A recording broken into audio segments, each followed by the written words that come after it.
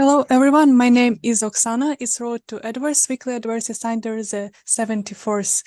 We deliver the news about the creation of our project Edoverse. And as usual, Tokugawa-san, could you please open the session? Okay, thank you, Oksana. Hello, everybody. This is Eihiro Tokugawa speaking. Now, from this week, for the next couple of sessions, I would like to discuss sumo as it was a very big thing in Edo, Japan, as well as throughout history. You see, the referee called a gyoji. It used to be hereditary, and the head family was called Yoshida Tsukasa, and they lived in Kumamoto. So this suggests an origin of sumo that may be older than the Japanese state itself. Whatever was there on the Japanese peninsula appeared in Chinese history books as a multitude of small clans. Okay, then that was in Kyushu. Yes, and you see, for a while, I think, when you talk about Russia, it's always a bear. The symbol is a bear. For China, it's a dragon. For the United States, it's maybe Uncle Sam, and certainly not Donald McDonald. But for Japan, it was for a long time Ronin, played by Mifune Toshiro. But nowadays, it is always a sumo wrestler. Because yes, they do look like imaginary beasts.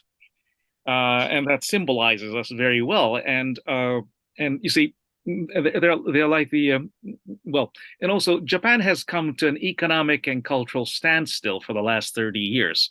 So such a Japan being represented by an overweight person may be quite apt. So for that, Japan is sumo these days. And finally, they're showing a sumo-based drama on Netflix, Sanctuary. I'm too scared to watch this. Then what about sumo? Well, the most important thing is that it is a half sports and half ritual. These, you see, there's you think of the Shinto religion. Well, it is not even a religion, as there is no code, no text. It is more, how should I say, agglomeration of very simple emotions we have about our surrounding environment. So the god of a jinja or deity of a jinja could be a tree that's been there for 1,000 years, or a very big mountain, or even a very big rock. So, and sumo wrestlers, they were like the biggest and strongest individual in each village. And then they would come to the common grounds and wrestle each other. And just to forecast how the rice harvest will be doing next year. So the origin must be something like that. Right. And so as such, there's always talk whether the sumo wrestlers winning and losing is a fair play. But I don't think that is really important, because they build up this body and then they lose like 3 seasons in a row and they have to quit. That is too cruel and probably bad luck when you treat such special people with such how should I say, you can cut them off with so easily. So the way things operate in the sumo world, there may be many problems, and it's doesn't make much sense in our contemporary eyes, but then it has its own logic, is all I would say. And now, what was the function, how it was enjoyed in Tokugawa, Japan, and especially in the city of Edo, I will get into the details from next week. So I think this is just the introductory session for this week. And thank you very much, and see you next week. Thank you, Oksana. Bye. Thank you very much, Tokugawa-san. And JJ, could you please join us? Yes. Hi, Oksana. Hello, everybody. I got some feedback from our launch holders in terms of alpha version of Edoverse. They might look forward to seeing the gaming function implemented on our space. And of course, we are rushed to create a new gaming function, and also the space for the third-party developers to create their own game as well. And then I've received some new kind of short movie about ninja journey from Sequin team. And then at the first, I couldn't totally understand what's journey and what's ninja. And then I asked Mr. Tokugawa-san, and he told me Jonin, Chunin, Kenin, Genin, maybe. And then basically Ninja, Jonin, yeah, finally I could understand. And I've seen the movie which is around 1 minute, and then Ninja is jumping onto the, some to avoid obstacles, and then jumping to the steps, and then yeah, interesting maybe. Anyway, and then it's a kind of time match. So it's an example of one of the mini games will be implemented on Edoverse, and then we'll have two or three more games coming by this year end. And we still discuss with Sequin what types of games should be more attractive and more adaptable to the tokenomics, because the player should play game, to get token and zenin, koban, and so on and so forth. But definitely gaming side is going to be developed, and then we can show the latest gaming quite soon. This is one thing, one update I'd like to share with you. And then the other thing is we definitely Shunta and Dominic will mention it later on, but we are starting a new campaign for our certain area, which is so famous as horse racing. And then we start some campaigns. This is one thing. And the other thing is avatars. As you can see inside the Edoverse, there's many types of avatars you can choose. And then we're gonna we're gonna provide new campaign those avatars. So say for example, if the holders of avatars can be entitled to get one mystery box, which includes something mystery box. So you cannot see until you open the mystery box. Those campaigns is going to be provided by our foundation quite soon. So I think in July and August is super busy for our team. But please take a look at our activities in detail so that maybe you can be aware of what we are going to do. So that's enough. Thank you so much. Thank you very much, JJ. And Mitsushi, could you please join us? Hello, how are you doing? Hello, thanks, Oksana. Today I would like to talk about three things. First of all, charity. Secondly, WebEx. Three, wallet development Ward. First about charity. Currently, 7-Eleven ATM started an NFT charity project. So you make a donation. As in exchange for making donation, you can get NFT, and that money is going to be spent by like 7-Eleven Foundation for protecting the environment. So I think it's great that a lot of corporations are leveraging blockchain technology to promote or facilitate with charity or donation. I think that sort of social engagement is a key for mass adoption of blockchain and NFT. I think that's a very, very wonderful role model on case study. So I think maybe we can incorporate that sort of charity or donation kind of element into our Edoverse project as well. Let's say if people engage with some sort of charitable activities that they are given a special NFT or sword NFT, something like that. That kind of, I think, campaign or activity is very, socially beneficial. I think that's a very wonderful idea. Second thing is WebEx. So from tomorrow, really big blockchain event, namely WebEx, is going to be held in Tokyo Kokusai Forum. I think I'm going there. So if some of you are interested in going there, just let me know. I think there are some ways to get ticket to go there. I think a lot of Prime Minister Kishida-san will make a speech either in video or real face. I forgot, but politicians or ruling political party are paying attention to that sort of rise of blockchain industry right now in Japan.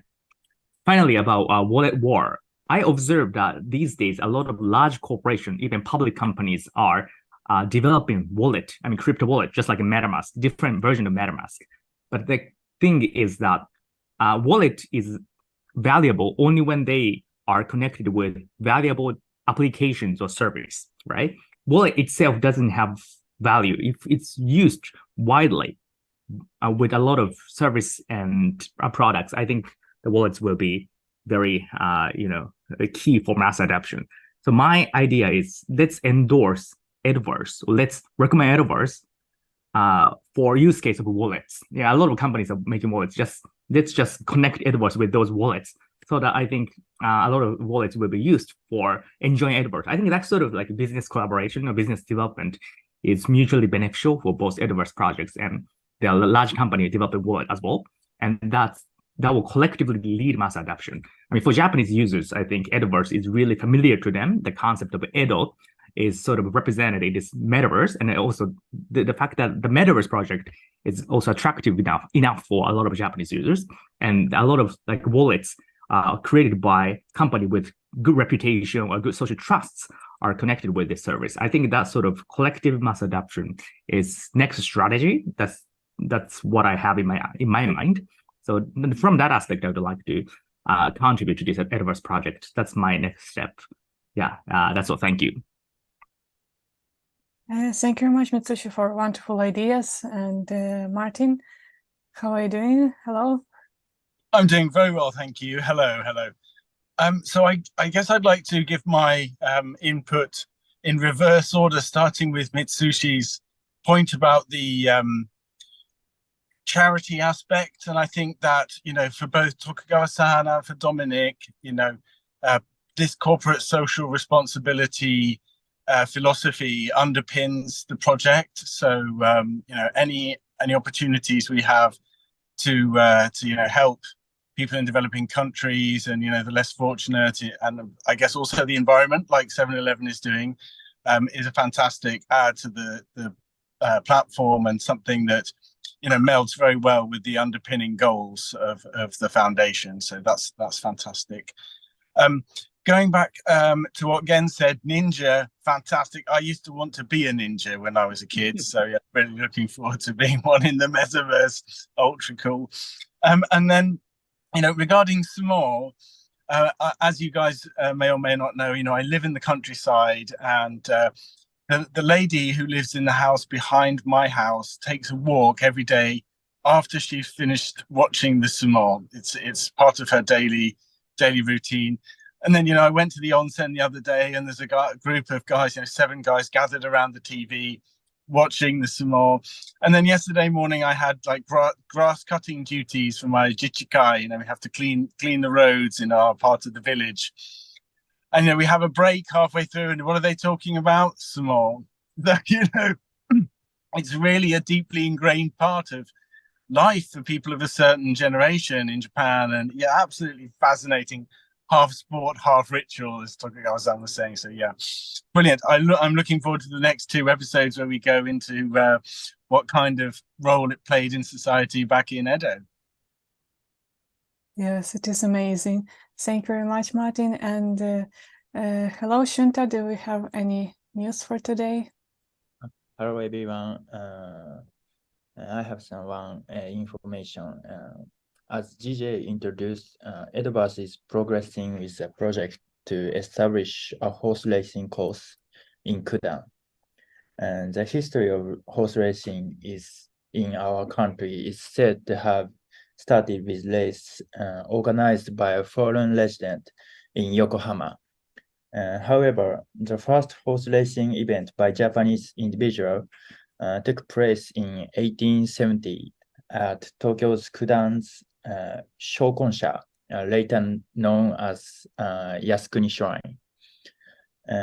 Considering this historical background, the project aims to revive Kudan as a venue for horse racing in virtual space of Edoverse. Further detail will be announced later. Thank you very much. Thank you very much, Shunta. And Dominique, could you please sum up today's session? Yep. Hello, everyone. Did you mention that they're pretty busy that to just making a lot of projects before that the Leo Edoverse project start, because we have now just on a promotion stage, and then we're just making a lot of events. So and then our events that particularly that our alpha version launch was very, very important for everyone, because for land holders, land NFT holders, and then people can just see that people can just walk around and enjoy that what happened in Edoverse. And also those the land holders, so they're gonna just get some benefits from the business just in that rounds in the futures. And then we are just preparing for a lot of the business and also digital twin projects. That is the very exciting. Just if you just look at the Edo period, if you just look at the gambling place in Edo, they call it Toba. We might just do something in the future, but it will be not just directly from the Edoverse Foundation. The third party gonna organize those amusement park just with the Kita Denshi, the Japanese company, also other sort of consortiums. There's many the entities and the facility, the entities that are actually coming into the Edoverse that to create those kind of park, and also as the Shunta mentioned that we are just having a project, a big project of the horse racing project. It's a northwest region of Edo Castle. We call the Kudan areas. And that's actually its land itself is a huge land. They have more than 10,000 units of land NFTs will be actually covered in that land, and then they have some horse racing track, and then they have some all the facilities just the inside. It's going to be very big space, but this time we would just organize to set some the units, the business units of the horse racing and the venues. Of course, we have some more than 1,000 units, 2,000 units. It's going to be sold probably, and it will be announced. But that one unit will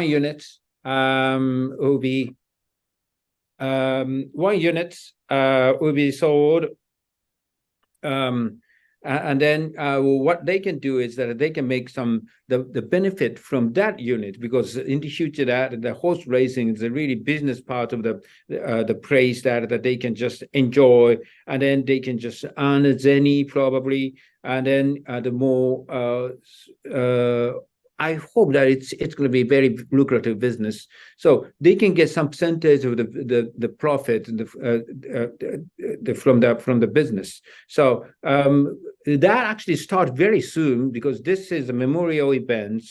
Just in the alpha version started in Edoverse. So we will just announce probably this week that you can just buy the business units with a land NFT over Kudan areas horse racing. So please just wait for it, and then enjoy actually the game on the Edoverse, and also enjoy actually the investments.